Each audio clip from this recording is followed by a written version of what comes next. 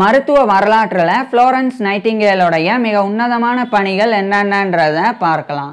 Florence Nightingale இங்கிலாண்டை சேர்ந்த ஒரு female social reformer, statistician and founder of modern nursing.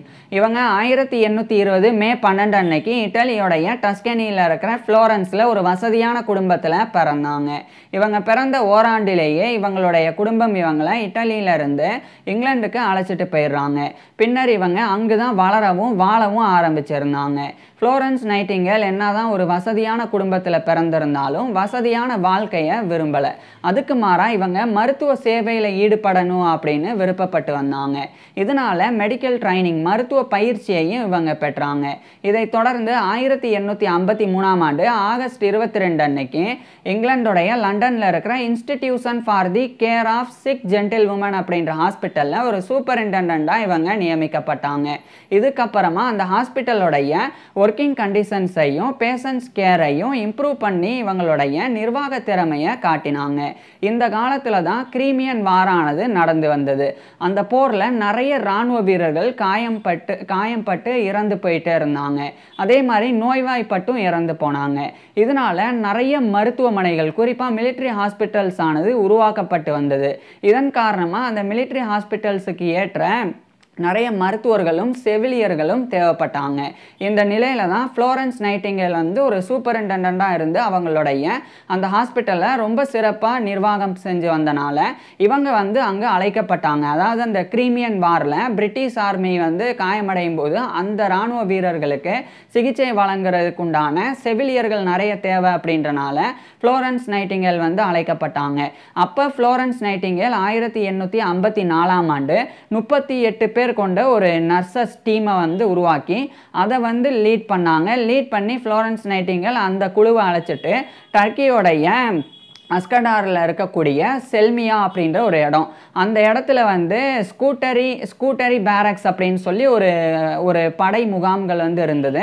So அந்த ஸ்கூட்டரி அப்படின்ற இடம் அது செல்மியா அப்படின்னு இன்றைய காலகட்டத்தில் அழைக்கப்படுது. ஸோ அங்கே இருந்த படை முகாம்களுக்கு இவங்க அழைச்சிட்டு போய் அங்கே இருக்கக்கூடிய மிலிட்ரி ஹாஸ்பிட்டல்ஸில் ஃப்ளோரன்ஸ் நைட்டிங்கேல் பணியாற்ற தொடங்கினாங்க. அப்போ அதிர்ச்சியான விஷயத்தை ஃப்ளோரன்ஸ் நைட்டிங்கேல் பார்த்தாங்க. அதாவது அந்த மிலிட்ரி ஹாஸ்பிட்டல்ஸில் அந்த அளவுக்கு சுத்தம் இல்லை, சுகாதாரம் இல்லை. அதே மாதிரி அந்த இடத்துல இருக்கக்கூடிய இராணுவ வீரர்கள் அவங்கள சரியாக ஆர்கனைஸ் பண்ணவும் இல்லை. அதாவது அந்த மிலிட்ரி ஹாஸ்பிட்டல்ஸில் நோய்வாய்ப்பட்டவங்க, அதாவது குறிப்பாக காலரா, டைஃபாய்டு மாதிரியான நோய்கள்னால் பாதிக்கப்பட்ட இராணுவ வீரர்கள், அதே மாதிரி போரில் காயமடைந்த இராணுவ வீரர்கள், விபத்துக்குள்ளான இராணுவ வீரர்கள், அனைத்து தரப்பினரும் ஒரே இடத்துல அனுமதிக்கப்பட்டிருந்தாங்க. இதை ஃப்ளோரன்ஸ் நைட்டிங்கேல் பார்த்தாங்க. அதே மாதிரி நான் ஏற்கனவே சொன்னேன், அங்கே சுத்தமும் இல்லை, அதையும் தாண்டி அங்கே காற்றோட்டமும் இல்லை. இந்த மாதிரி பல விஷயங்கள் இருந்தது. மேலும் அங்கே அந்த இராணுவ வீரர்களினுடைய உடைகள், அவங்க படுத்திருக்கக்கூடிய படுக்கை விரிப்பு எதுவுமே சுத்தமாகவும் இல்லை. இதெல்லாம் பார்த்த பிறகு ஃப்ளோரன்ஸ் நைட்டிங்கேல் ஒரு முடிவுக்கு வந்தாங்க. ஃபஸ்ட்டு இந்த மிலிட்ரி ஹாஸ்பிட்டல்ஸை சீர்திருத்தம் பண்ணணும், அப்போ தான் இந்த உயிரிழப்புகளை தடுக்க முடியும் அப்படின்னு நினச்சாங்க.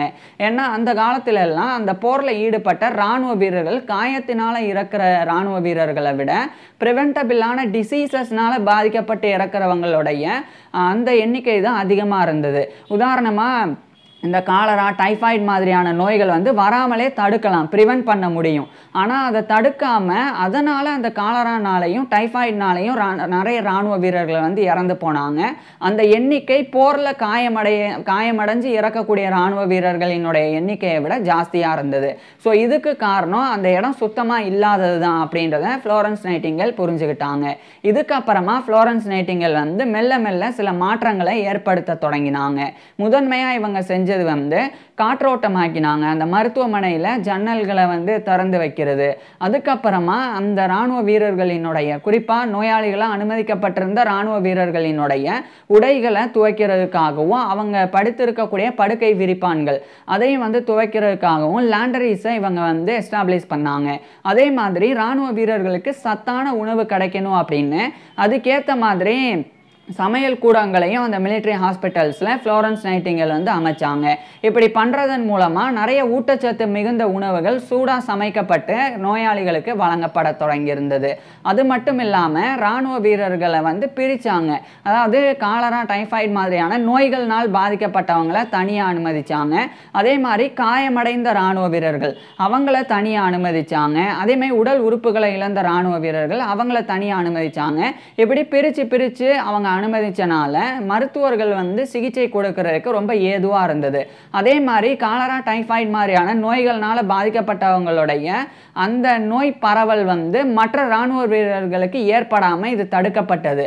ஏன்னா இப்போ ஒரு இராணுவ வீரர் நோயினால் பாதிக்கப்பட்டிருக்கிறாங்க, இன்னொரு இராணுவ வீரர் காயம்பட்டிருக்கிறாங்க அப்படின்னா அந்த காயம்பட்ட இராணுவ வீரருக்கு இந்த தொற்று நோய் வந்து அந்த காலரா, டைஃபாய்டு மாதிரியான நோயினால் பாதிக்கப்பட்டவர்கிட்ட இருந்து பரவும். அப்படி பரவுறதன் மூலமாக அவர் அந்த நோயினால் கூட இறந்து போயிடுவாங்க. ஸோ இப்படியாக அவ்வளோ உயிர்கள் போயிட்டு இருந்ததை ஃப்ளோரன்ஸ் நைட்டிங்கேல் வந்து மெல்ல மெல்ல தடுக்க தொடங்கியிருந்தாங்க. இப்படி புதிய புதிய விஷயங்களை ஃப்ளோரன்ஸ் நைட்டிங்கேல் வந்து கொண்டு வந்தாங்க. காற்றோட்டப்படுத்துறது, துணிகளை வந்து சுத்தப்படுத்துறது, அதுக்குண்டான லாண்ட்ரி சமைக்கிறது, சுத்தமான அதே மாதிரி சூடான மேலும் ஊட்டச்சத்து மிகுந்த உணவுகளை கொடுக்கறதுக்கு சமையல் கூடங்களை நிறுவுறது அப்படின்னு பல விஷயங்கள் பண்ணாங்க. அதையும் தாண்டி அந்த நோயாளிகளை கவனிச்சுக்கக்கூடிய செவிலியர்கள், இவங்களுக்கு கீழே இருந்த 38 செவிலியர்கள் அவங்களும் வந்து சுத்தமாக இருக்கணும், அவங்களுடைய கை நல்லா கழுவப்பட்டிருக்கணும், அவங்க சுத்தபத்தமாக இருந்து நோயாளிகளுக்கு சிகிச்சை கொடுக்கணும் அப்படின்ற விஷயங்களை இவங்க கொண்டு வந்தாங்க. இதையும் தாண்டி நோயாளிகள் கூட ரொம்ப அன்பாக பழகினாங்க. அவங்களுடைய வீட்டுக்கு கடிதம் எழுதுறதுக்கும் ஃப்ளோரன்ஸ் நைட்டிங்கேல் வந்து உதவியாக இருந்தாங்க. அது எல்லாத்தையும் கடந்து இரவு நேரங்களில் அத்தனை நோயாளிகளும் அமைதியாகவும் நிம்மதியாகவும் தூங்கியிருக்கிறாங்களா அப்படின்னு ஒவ்வொருத்தவங்களுடைய படுக்கையையும் போய் இவங்க வந்து ஒரு விளக்கை மட்டும் ஏந்திட்டு போய் பார்த்தாங்க. ஏன்னா அந்த காலத்தில் மின்சார வசதி இல்லை. ஸோ கையில் ஒரு விளக்கு, ஒரு லேம்பை வந்து ஏந்திக்கிட்டு எல்லா நோயாளிகளும் அமைதியாகவும் நிம்மதியாகவும் படுத்திருக்கிறாங்களா அப்படின்னு ஃப்ளோரன்ஸ் நைட்டிங்கேல் வந்து பார்த்தாங்க. ஸோ இப்படி பண்ணனால இவங்க வந்து the lady with the lamp, அதாவது விளக்கேந்திய நங்கை அப்படின்னு இதனால தான் இவங்க அழைக்கப்படுறாங்க. ஸோ அப்படி பார்த்து தினந்தோறும் நோயாளிகளை அப்படி கவனிச்சுக்கிட்டனால இந்த நோய் பரவல் அந்த மிலிட்ரி ஹாஸ்பிட்டல்ஸில் தடுக்கப்பட்டது. மேலும் நோயினால் பாதிக்கப்பட்டவங்க சீக்கிரமாக குணமடைஞ்சாங்க. அதே மாதிரி காயம்பட்டவங்களுக்கு இந்த நோய்கள் வராமல் இருந்தது. ஸோ அதுக்கு எல்லாத்துக்கும் ஃப்ளோரன்ஸ் நைட்டிங்கேல் மிக முக்கிய காரணமாக இருந்தாங்க. இவ்வளோ விஷயங்கள் பண்ணனால மிகப்பெரிய அளவில் 3 மடங்கு வந்து இருந்த உயிரிழப்புகள் 1 மடங்காக குறைஞ்சது. அதாவது ஒரு 300 பேர் இறக்குறாங்கன்னா ஃப்ளோரன்ஸ் நைட்டிங்கேல் போன பிறகு 100 பேர் தான் இறந்தாங்க. அதுவும் போரில் காயமடைஞ்சு மட்டும்தான் இறந்தாங்க, நோயினால் பாதிக்கப்பட்டு இறக்கலை. ஸோ அந்த அளவுக்கு மாற்றங்களை ஃப்ளோரன்ஸ் நைட்டிங்கேல் வந்து ஏற்படுத்தியிருந்தாங்க. ஸோ மிலிட்ரி ஹாஸ்பிட்டல்ஸில் ரீஃபார்மேஷனை, சீர்திருத்தத்தை இவங்க கொண்டு வந்திருந்தாங்க. இப்படியே இந்த போரும் நடந்தது. 1856 பிப்ரவரியில் முழுமையாக அந்த கிரீமியன் வார் வந்து முடிவுக்கு வந்தது. இப்போ போர் முடிஞ்ச உடனே ஃப்ளோரன்ஸ் நைட்டிங்கேல் வந்து ஸ்டாட்டிஸ்டிக்ஸ் வந்து எழுதியிருந்தாங்க, டேட்டாஸையும் சேகரிச்சிருந்தாங்க. அதாவது இவங்க நிறைய ஹாஸ்பிட்டல்ஸில், அந்த ஸ்கூட்டரி பேரக்ஸில் இருக்கக்கூடிய நிறைய மிலிட்ரி ஹாஸ்பிட்டல்ஸில் இந்த மாற்றங்களை ஏற்படுத்தினாங்க.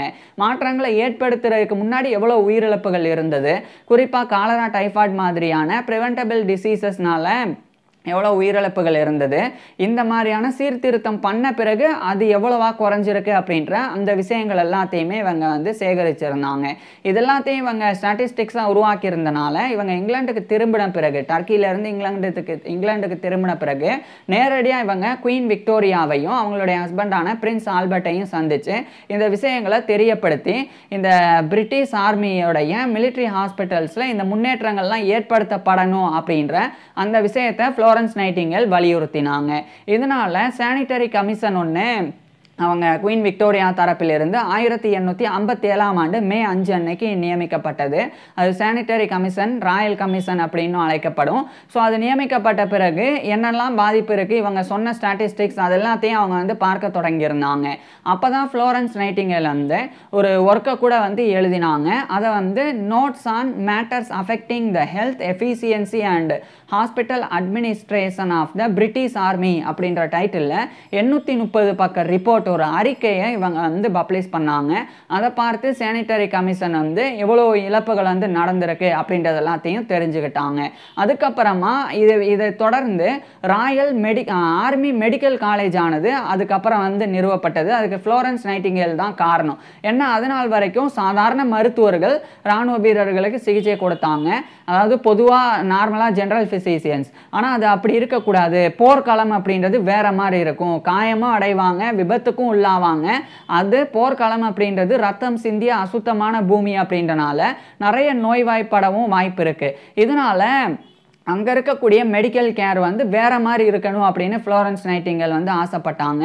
அதனால அவங்க விரும்பினபடி அந்த ஆர்மி மெடிக்கல் காலேஜ் நிறுவப்பட்டு, ஆர்மி அப்படின்னா அதாவது இராணுவத்துக்கு அப்படின்னு தனி மருத்துவர்கள், அறுவை சிகிச்சை நிபுணர்கள் இருக்கணும். அதுக்குன்னு தனியாக நிறைய நடைமுறைகள் இருக்குது, அதை பின்பற்றணும் அப்படின்னு சொல்லி தனியான சிஸ்டம் உருவானது. அதுக்கு இவங்க தான் காரணமாக இருந்தாங்க. அதுக்கப்புறமா 1858ஆம் ஆண்டு ஃப்ளோரன்ஸ் நைட்டிங்கேல் வந்து ராயல் ஸ்டாட்டிஸ்டிக்கல் சொசைட்டி அதனுடைய ஃபர்ஸ்ட் ஃபீமேல் மெம்பராக தேர்ந்தெடுக்கப்பட்டாங்க. அதனால் வரைக்கும் எந்த ஒரு பெண்ணும் ராயல் ஸ்டாட்டிஸ்டிக்கல் சொசைட்டியோடைய மெம்பராக தேர்ந்தெடுக்கப்பட்டதில்லை. ஃப்ளோரன்ஸ் நைட்டிங்கேல் தான் முதல் முறையாக ஒரு பெண்ணாக இருந்து அதில் மெம்பராக தேர்ந்தெடுக்கப்பட்டாங்க. ஸோ அந்த ஒரு பெருமையை பெற்றாங்க.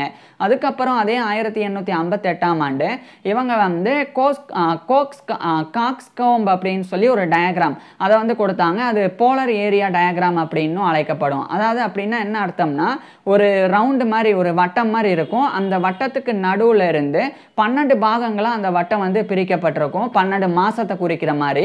அதில் ஒவ்வொரு நோய்கள், காயங்கள், அதே மாதிரி விபத்துக்கள், இதுக்கேற்ற மாதிரி ஒவ்வொரு நிறம் கொடுக்கப்பட்டிருக்கும். உதாரணத்துக்கு நோய்வாய்ப்படக்கூடிய அந்த ஒரு நிறம் வந்து ஆரஞ்சு அப்படி ரெட் அப்படின்னு வச்சுக்குவோம். அதே மாதிரி காயமடையக்கூடிய இராணுவ வீரர்கள் வந்து ஆரஞ்சு அப்படின்னு வச்சுக்குவோம். விபத்துக்கு உள்ளாகக்கூடிய இராணுவ வீரர்கள் எல்லோ. ஸோ இந்த மாதிரி 3 நிறங்கள் 3 நிறங்களாக பிரிச்சுட்டு அந்த ஒரு 12 மாதம் அந்த வட்டத்தில் இருக்கும். ஒவ்வொரு மாதமும் வந்து எந்த நோயினால், அதாவது எந்த பாதிப்புனால அதிகம் உயிரிழப்பு இருக்கோ அதை வந்து அந்த கலரை வந்து அதிகமாக வந்து நீளமாக பண்ணுறது. உதாரணத்துக்கு நோய்வாய்ப்பட்டு தான் அதிக இராணுவ வீரர்கள் வந்து மிலிட்ரி ஹாஸ்பிட்டல்ஸில் இறந்துருக்குறாங்க அப்படின்னா, அப்போ இந்த கோடு இருக்குது அப்படின்னா இங்கேருந்து இங்கே வரைக்கும் அப்படியே ஃபுல்லாக நீட்டுறது. அதுவே வந்து இன்னொரு பக்கம் காயத்தினால இழந்தவங்களுடைய எண்ணிக்கை கம்மி அப்படின்னா, காயம் அப்படின்றது ஆரஞ்சு கலர். ஸோ இங்கேருந்து இங்கே வரைக்கும் தான் அது கம்மி. ஆனால் ரெட் கலர் இவ்வளோ ஹைட்டு. ஸோ இந்த மாதிரி அதே மாதிரி இன்னொரு பக்கம் வந்து எல்லோ கலர், அது வந்து விபத்து, அது வந்து கம்மியாக இருந்தது அப்படின்னா அதை இன்னும் கம்மியாக. ஸோ இப்படி அந்த ஒரு டயக்ராம் பண்ணுறதன் மூலமாக என்ன நடக்கும்னா, படிக்காத பாமரர்களுக்கு கூட அதை பார்த்தாலே புரிஞ்சிடும். ரெட் கலர் அதிகமாக இருக்குது அப்படின்னா அப்போ இவ்வளோ பேர் வந்து நோய்வாய்ப்பட்டு இறந்து போயிருக்கிறாங்க. அதுவும் தடுக்க முடியக்கூடிய நோய்கள். உதாரணத்துக்கு சுத்தமான தண்ணி, சுத்தமான காற்று, அதே மாதிரி சுத்தமான உணவு, அதே மாதிரி சுத்தமான இருப்பிடம், இதெல்லாம் இருந்தது அப்படின்னாலே காலரா, டைஃபாய்டு போன்ற நோய்களே ஏற்படாது. அதை தடுத்து தரலாம். ஸோ அந்த மாதிரி இவங்க பண்ணனால என்ன மாற்றங்கள் ஏற்பட்டிருக்கு அப்படின்ற டயக்ராம் போட்டு காமிச்சாங்க. இது மிகப்பெரிய விஷயமா இருந்தது. அதுக்கப்புறம் 1859ஆம் ஆண்டு இவங்க வந்து notes on nursing, what it is and what it is not அப்படின்னு சொல்லி ஒரு அதாவது notes on nursing, what it is and what it is not அப்படின்னு சொல்லி ஒரு புக்கை வெளியிட்டாங்க. அதில் நர்சிங் வந்து எப்படி இருக்கணும், செவிலியர்கள் எப்படி இருக்கணும் அப்படின்றத பற்றிலாம் முழுசாக தெரிவிச்சிருந்தாங்க. மேலும் ப்ரொஃபஷனல் நர்சஸாக வந்து இருக்கணும் அப்படின்னு அவசியம் இல்லை. அவங்களுடைய வீட்டில் அதாவது ஒரு பெண் இருக்கிறாங்க, அவங்களுடைய வீட்டில் யாருக்கும் நோய்வாய்ப்பட்டிருக்கிறாங்க அப்படின்னா அப்போ அந்த பெண்கள் எப்படி அவங்களுடைய வீட்டில் இருக்கக்கூடிய நபர்களை பார்த்துக்கணும், அதை கூட புரிஞ்சிக்க முடியக்கூடிய அளவுக்கு இந்த புத்தகத்தை எழுதியிருந்தாங்க.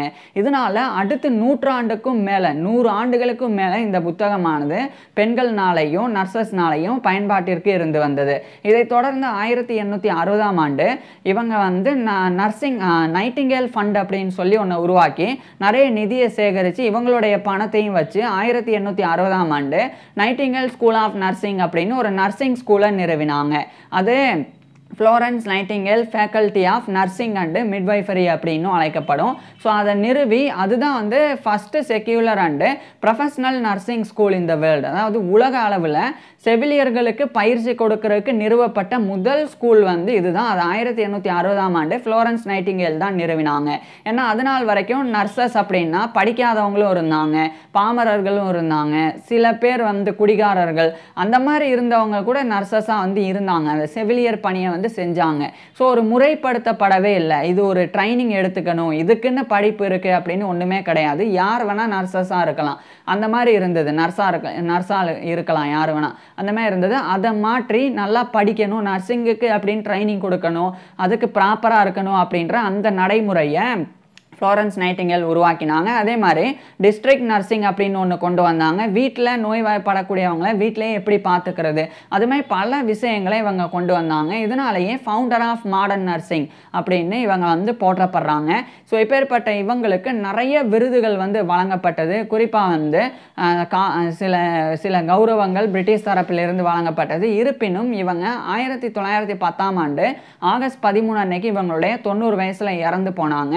இறந்து போகிற வரைக்கும் நான் இன்னும் நிறைய விஷயங்கள் சொல்லலை, அவ்வளோ விஷயங்களை ஃப்ளோரன்ஸ் நைட்டிங்கேல் வந்து பண்ணியிருந்தாங்க. இதனால் இவங்க வந்து போற்றப்படக்கூடிய ஒரு பெண்ணாக இருக்கிறாங்க. மேலும் இவங்களை கௌரவப்படுத்துறதுக்காக ஃப்ளோரன்ஸ் நைட்டிங்கேல் மெடல் அப்படின்னு ஒரு பதக்கம் அறிமுகப்படுத்தப்பட்டிருக்கு. ஒவ்வொரு ஆண்டும் வந்து நர்சிங்கில் சாதனை பண்ணக்கூடிய பெண்களுக்கு இது வழங்கப்பட்டு வருது. அது மட்டும் இல்லாமல் இவங்க பணிபுரிஞ்ச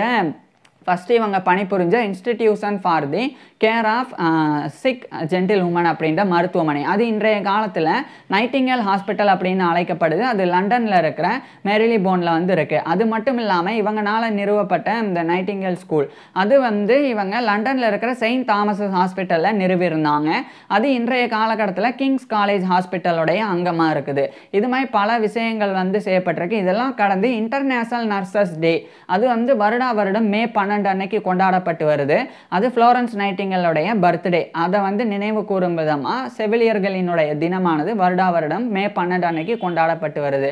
இப்படி ஃப்ளோரன்ஸ் நைட்டிங்கேல் வந்து உயிரிழந்தாலும் இவங்க இன்னைக்கு வரைக்கும் வந்து நினைவில் கொள்ளப்படுறாங்க. ஸோ விளக்கேந்திய நங்கை வந்து அவங்களுடைய ஒளி 1910 ஆகஸ்ட் 13 அன்னைக்கு அணைஞ்சிருந்தது. இந்த ஃப்ளோரன்ஸ் நைட்டிங்கேல் பற்றி நீங்கள் என்ன நினைக்கிறீங்க அப்படின்றத கீழே கமெண்ட்ஸில் சொல்லுங்கள். ஏன்னா வசதியான குடும்பத்தில் பிறந்து வசதியான வாழ்க்கையை வாழ்ந்திருக்கலாம், ஆனால் சமூகத்துக்காக ஒரு சமூக சீர்திருத்தம் பண்ணுறதுக்காக இவ்வளோ விஷயங்கள் பண்ணி மிலிட்ரி ஹாஸ்பிட்டல்ஸுடைய மிலிட்ரி கேரோடைய ரீஃபார்மை பண்ணாங்க. அதே மாதிரி மாடர்ன் நர்சிங்கை வந்து உருவாக்கி நர்சஸ் எப்படி இருக்கணும் அப்படின்றதுக்கு முன்னுதாரணமாக இருந்து அதை மிகப்பெரிய அளவில் கொண்டு போனாங்க. இன்னைக்கு வரைக்கும் ஃப்ளோரன்ஸ் நைட்டிங்கேல் சொன்ன விஷயங்கள் மருத்துவமனைகளில் செவிலியர்களால் பின்பற்றப்பட்டு வருது. ஸோ இந்த ஃப்ளோரன்ஸ் நைட்டிங்கேலுடைய ஃபுல் லைஃப் ஹிஸ்ட்ரியை நான் ஏற்கனவே பேசியிருக்கேன், இன்னும் டீட்டெயிலாக. அதை பார்க்குறதுக்கு கீழே டிஸ்கிரிப்ஷனில் லிங்க் கொடுத்துருக்குறேன், கட்டாயமாக பாருங்கள். தேங்க்யூ.